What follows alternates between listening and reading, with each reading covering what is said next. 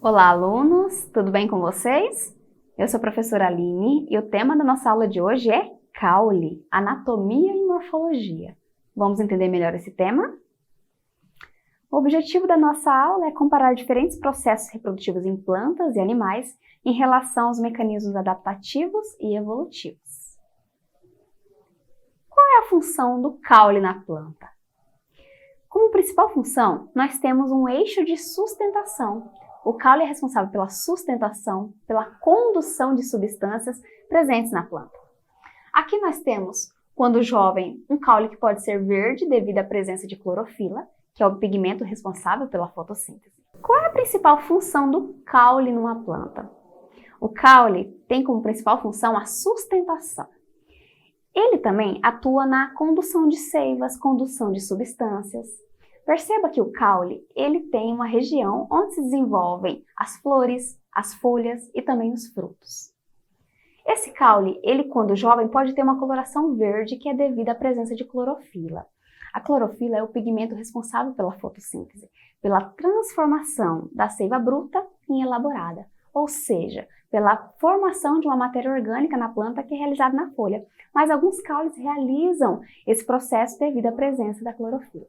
Aqui nós temos a imagem da estrutura do caule. Observe a imagem. Na parte superior nós temos a gema terminal. A gema terminal está relacionada ao crescimento da planta, está no seu ápice. Nós temos aqui as flores, as inflorescências. Observem que nós temos na imagem o que é chamado nó. O nó é uma região onde se fixam os galinhos, os ramos que vão dar origem às flores. Então, nessa região dos elementos que são conectados a esse ramo, nós temos chamado o nó. Entre dois nós, nós temos o que chamamos de entrenós, que é uma zona de intermediação entre dois nós. Aqui nós temos também, como uma representação nessa imagem, uma planta completa. Então, nós temos as raízes, as folhas, as flores e os frutos. As gemas são regiões onde se desenvolvem novos elementos da planta. Nós temos também a zona de alongamento, que é também chamada zona de crescimento do caule. E, de novo, nós entre nós, responsável pela fixação de elementos. Vamos entender melhor qual é a função das gemas. As gemas são responsáveis por originar novos ramos, folhas e flores. A gema apical, ela permite o crescimento em extensão. Então, todo o crescimento que é feito de forma vertical do caule é direcionado e originado a partir da gema apical. Nós também temos um crescimento lateral, que é a partir das gemas laterais. Elas permanecem em estado de dormência até serem ativados por uma situação que seja favorável à planta, ao desenvolvimento, e aí os ramos laterais são desenvolvidos a partir dessas gemas laterais, ou gemas também chamadas de axilares. A zona de alongamento é a região que ocorre o alongamento entre os nós. Então, os nós são os locais onde são inseridos uma ou mais folhas. Quando eu tenho essa inserção de folhas, eu tenho a maior fixação do vegetal. Em volta, nós temos os entrenós, que é a zona de intermédio, como eu comentei com vocês. Essa região entre dois nós sucessivos não se formam gemas, por isso que nós falamos que é a partir só do nó que acontece a formação de elementos florais. Os caules são caracterizados e classificados de acordo com as suas funções. Aqui nós temos um caule chamado de caule aéreo. Esse caule aéreo, chamado de tronco, ele é muito presente nas plantas de grande porte.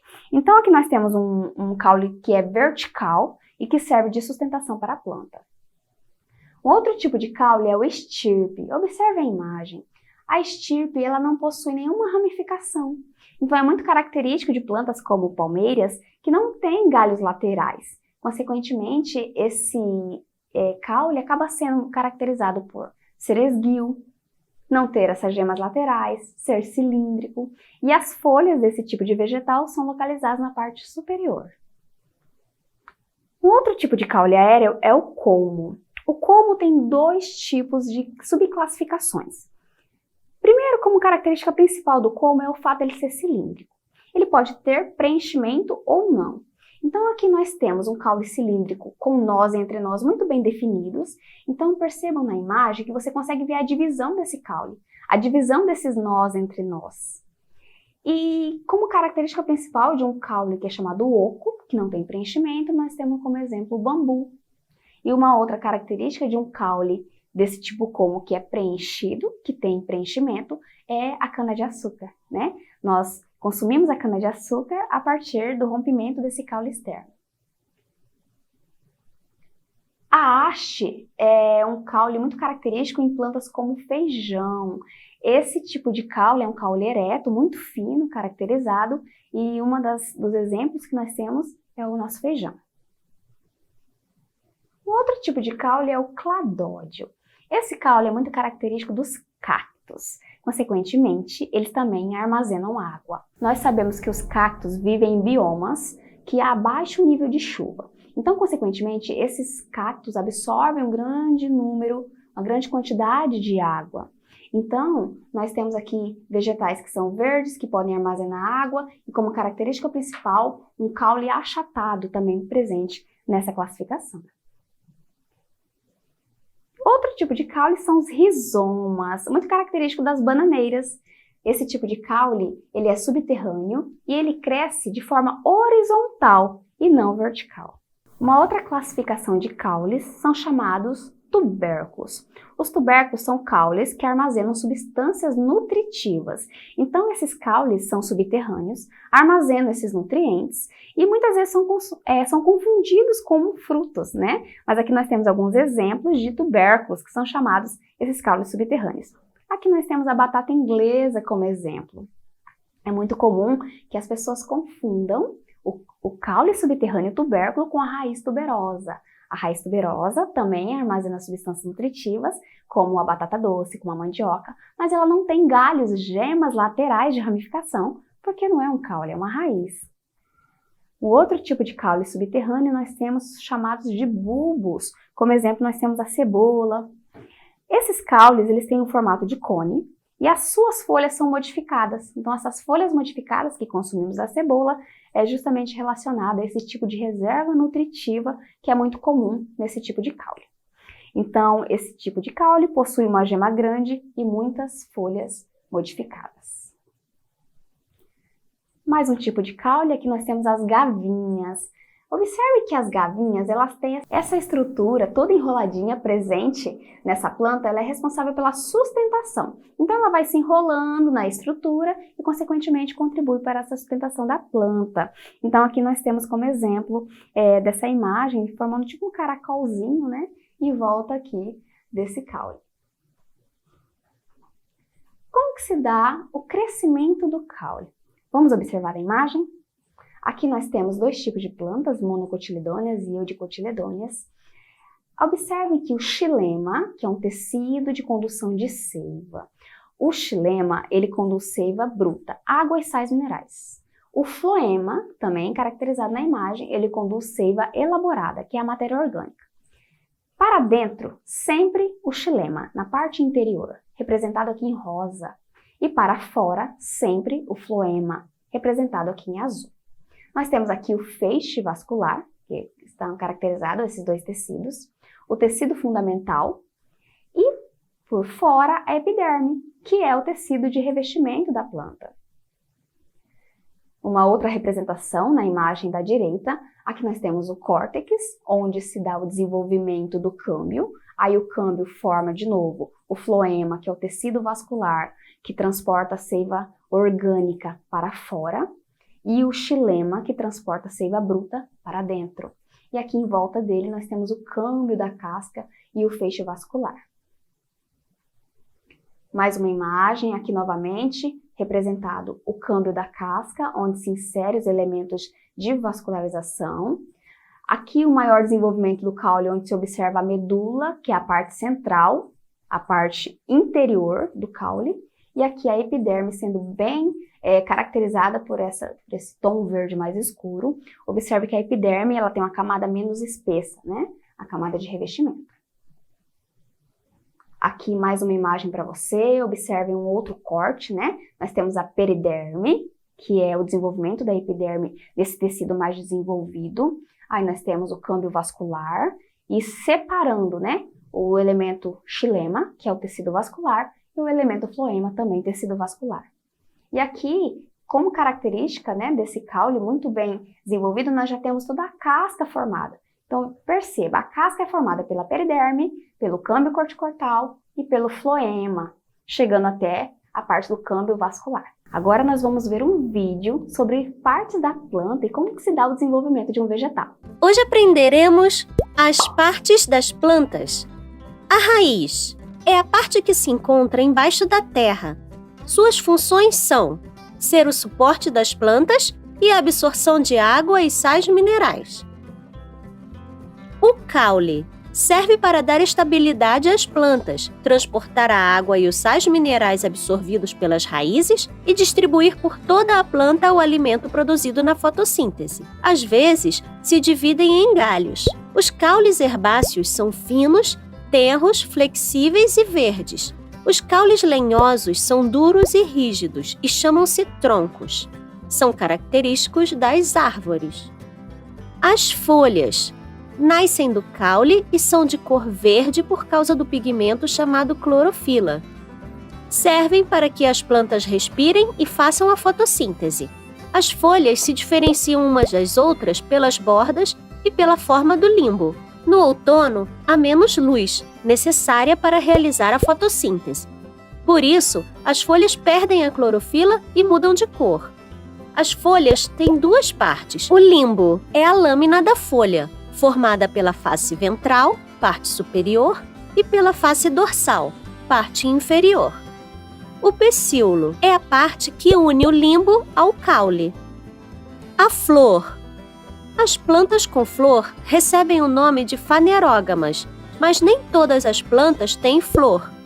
A função da flor é a reprodução da planta. Além disso, as flores darão origem aos frutos, que contêm as sementes.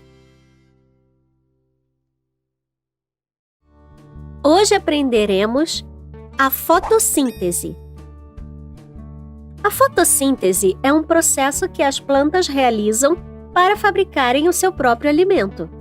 No processo da fotossíntese, a planta transforma a água, a luz solar e o dióxido de carbono em oxigênio. Para começar o ciclo, as plantas absorvem a água e os sais minerais da terra através das raízes. Esta mistura chama-se seiva bruta. A seiva bruta passa da raiz ao caule e é distribuída pelo resto da planta através dos vasos lenhosos, ou xilema, até chegar às folhas. As folhas captam o dióxido de carbono através dos estômatos. E é justo aqui, nas folhas, onde se realiza a fotossíntese. Nas células das folhas encontramos os cloroplastos, que contêm um pigmento chamado clorofila, que é o que dá a cor verde às folhas. Eles permitem captar a luz do sol. Com a seiva bruta, a luz do sol e o dióxido de carbono, ocorre a fotossíntese, processo pelo qual a seiva bruta se transforma em seiva elaborada e é transportada para o resto da planta através dos vasos liberianos ou floema. É neste momento quando se libera o oxigênio. Lembre-se de que as plantas realizam a fotossíntese somente durante o dia, já que precisam da luz do sol. Não confundam a fotossíntese com o processo de respiração da planta. As plantas respiram durante todo o dia, absorvem o oxigênio e liberam dióxido de carbono. As plantas são fundamentais para a vida no planeta Terra, pois elas limpam o ar e, graças a elas, podemos respirar ar puro. Portanto, você já sabe, nunca se esqueça de cuidar delas e de respeitá-las. Vamos realizar alguns exercícios? O caule é um importante órgão vegetal relacionado, entre outras funções, com o alongamento e orientação da parte aérea. Algumas plantas possuem caule com algumas funções diferenciadas, como o armazenamento de nutrientes. Marque a alternativa que indica corretamente o tipo de caule que se caracteriza pelo armazenamento de nutrientes e é encontrado na batata inglesa. Letra A, estolão. Letra B, rizoma. Letra C, colmo. Letra D, estirpe. Ou letra E, tubérculo. Qual é a nossa resposta correta? Letra E. O tubérculo é um tipo de caule subterrâneo que apresenta espessamento devido ao acúmulo de substância. Nós falamos sobre isso, né? O caule que armazena substâncias nutritivas. O exemplo mais clássico do tubérculo é aquele presente na batata inglesa. 2. O coqueiro caracteriza-se por ter um tipo de caule, geralmente cilíndrico, com uma coroa de folhas em seu ápice, ou seja, na sua parte superior, sua parte terminal. Esse tipo de caule é conhecido como letra A, estolão, letra B, rizoma, letra C, colmo, letra D, estipe ou letra E, tubérculo. Qual é a nossa resposta correta? Letra D, o coqueiro apresenta-se um caule do tipo estirpe não ramificado com folhas no seu ápice. Assinale a alternativa que associa corretamente o tipo de caule com algumas de suas características. A. Troncos são caules subterrâneos que acumulam substâncias nutritivas. B. Rizomas são caules adaptados à realização da fotossíntese, em algumas espécies também ao armazenamento de água. C. Estirpes, caule geralmente não ramificado, que apresenta no ápice um tufo de folhas. D. Colmos, caules robustos bem desenvolvidos na parte inferior e geralmente ramificado na parte superior. Ou letra E. Cladódios, que são estruturas complexas, formados pelo caule e por folhas modificadas. Qual alternativa traz a correta associação das características? Qual é a nossa resposta? Letra C. Os estipes são caules que se caracterizam por geralmente não apresentarem ramificações e apresentarem um tufo de folhas no ápice, na sua parte terminal. O caule da bananeira é um caule que apresenta crescimento horizontal na superfície do solo ou enterrado próximo à superfície. Esse tipo de caule pode ser chamado de letra A, estolão, letra B, rizoma, letra C, colmo, letra D, estipe ou letra E, rizóforo. Qual é a nossa resposta correta? Letra B, o rizoma é um exemplo de caule subterrâneo de aspecto cilíndrico encontrado na bananeira. Lembra? Crescimento sempre na horizontal. É isso, alunos. Essa foi a nossa aula sobre caules. Eu espero você em uma próxima. Até mais!